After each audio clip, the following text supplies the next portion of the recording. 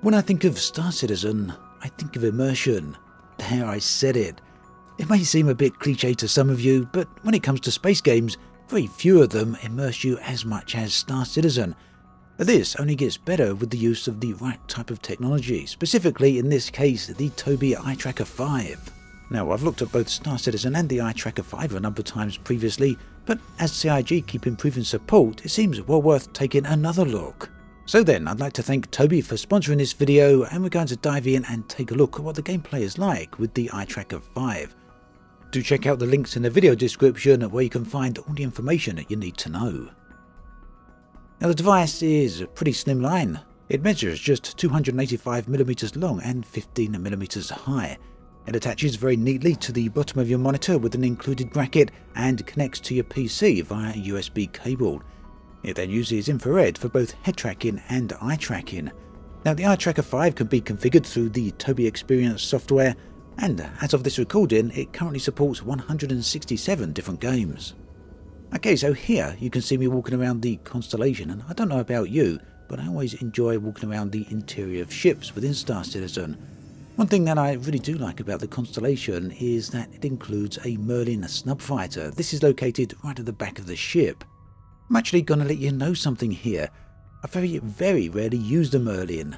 And that's not because it isn't useful, it's simply because it's just something I don't often do. But it can be a lot of fun.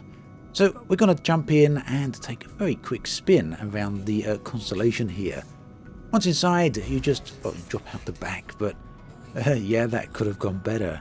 Made a bit of a mistake here. I left the throttle engaged on the Constellation, so it's currently got no pilot in it whatsoever. The large ship, the Constellation, is just going to keep on flying in a straight line pretty much forever, or at least until it runs out of fuel. I don't think I'm easily going to be able to redock with the Merlin while it's flying at that speed.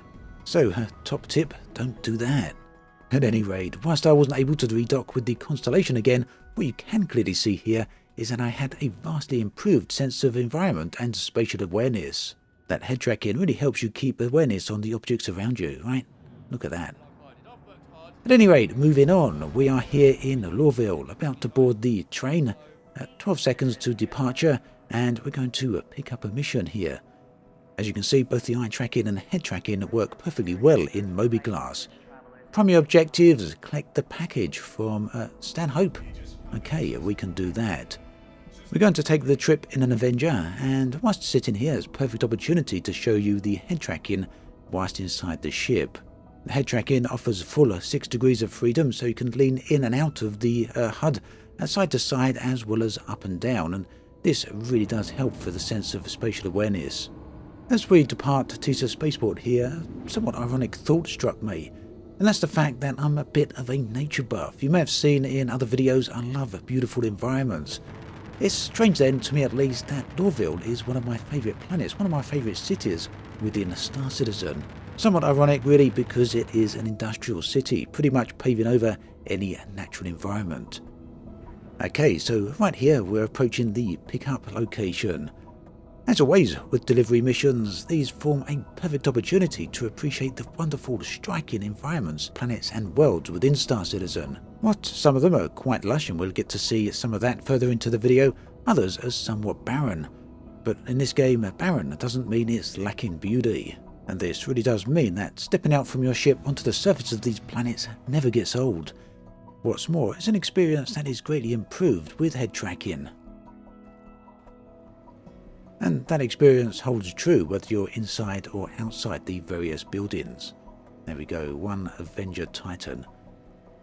Okay, so here is the package that we need to pick up. A container. We're going to need to take this to our ship, place it within the cargo area, or indeed anywhere else within the ship, and then take it to the destination.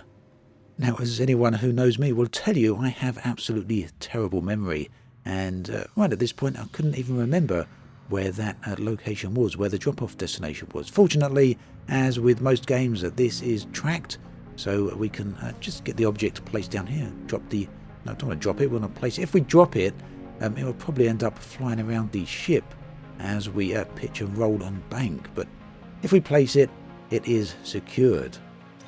Okay, so on the horizon there, off to the left, you can actually see the drop-off destination. This is pretty much bookmarked, so we're going to power up the ship and head on over there, but not before taking a little tour of this small area. We're going to do a flyby of the outpost here. All of those wind effects and all the dust particles flying around really does give help towards the sense of scale, doesn't it? Lovely looking place.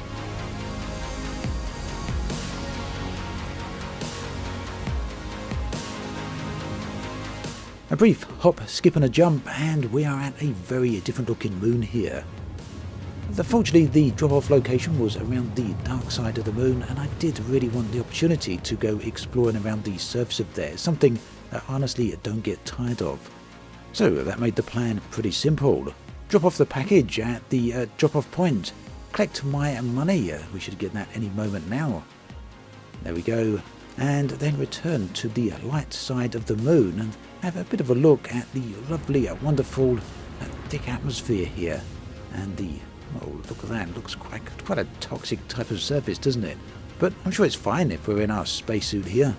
Sometimes I kind of wonder if I'm the only person to do this sort of things. It's not just in Star Citizen I do it, in fact I do it in pretty much any game. Skyrim was a classic one, as was Red Dead Redemption.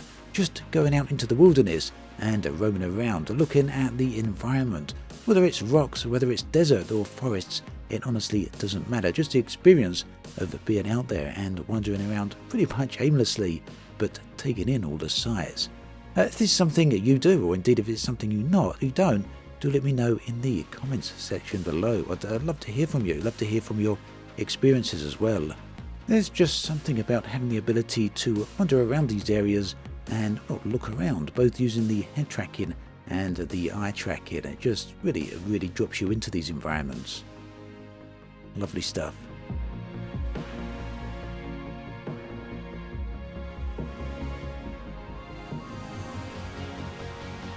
Now, of course, in Star Citizen, it's not all about peaceful environments and exploration or lovely quiet delivery missions. It can also be about conflict as well, and we're going to try out a bit of a bounty hunting mission right here. Our objective, our target is off there in the distance. Now on screen, we're using a Tobii Ghost, and this allows you to see basically what I'm looking at whilst using the eye tracker. So in addition to the head tracking, and remember the head tracking offers 6 degrees of freedom to look around the environment, eye tracking allows you to interact with the game simply by using your eyes. And this works in a number of ways. It will allow you to move the camera by looking around, or it will allow you to select targets just by looking at them and then pressing the T key. Now, any of you who have watched videos of mine for any length of time will know I'm not an expert combat pilot, so my first trip out here didn't go especially well. Ended up very quickly right back at the medical centre. Medical assistant there at the top. What do you got? Welcome to Cal 2 RX Clinic. Yeah, we're in our gown here and not too healthy. Well, nursed back to health, I guess. At least there's that. So if you haven't checked in with Star Citizen for a while, you'll notice that this is quite different. I believe this was introduced with patch 3.15. Basically, previously, if you used to die, you would respawn back in your bed inside your hab. Now, you wake up inside a hospital. Gown included. Now, you won't want to go out in your gown. This really doesn't work very well. It doesn't offer much in the way of protection against space elements. Yet you're going to need to put a spacesuit back on again. Fortunately, as part of your insurance package, I guess it's some sort of health insurance package, you'll get some basic equipment to allow you to get right back out there. So we're going to equip some flight suit. We're going to put some armor on here, and the armor actually looks pretty neat. I think I had this from previous. I'm not sure. I can't actually remember now. Terrible memory, like I said earlier in the video. Anyway, we're going to try another combat mission. We're going to head out there again, pick up a slightly more robust ship this time. Try and make up for my lack of combat prowess. And as you can see here, we got the Tobii gaze tracking back on Tobii Ghost. And although I did targets immediately straightforward, I could very easily just have looked at the targets, say they were off to the left or the right. You could just look at them, the gaze tracking would follow that, and you could press T, and this would target immediately the ship that is underneath the center of your gaze. Makes targeting very easy indeed. Added to that, the sense of spatial awareness you get from the head tracking, you really do have quite a few advantages. I do personally believe when you're using the head tracking, the Tobii Eye Tracker 5. There we go. Finally got the target and mission complete. So there we have it then, a few missions run through on Star Citizen.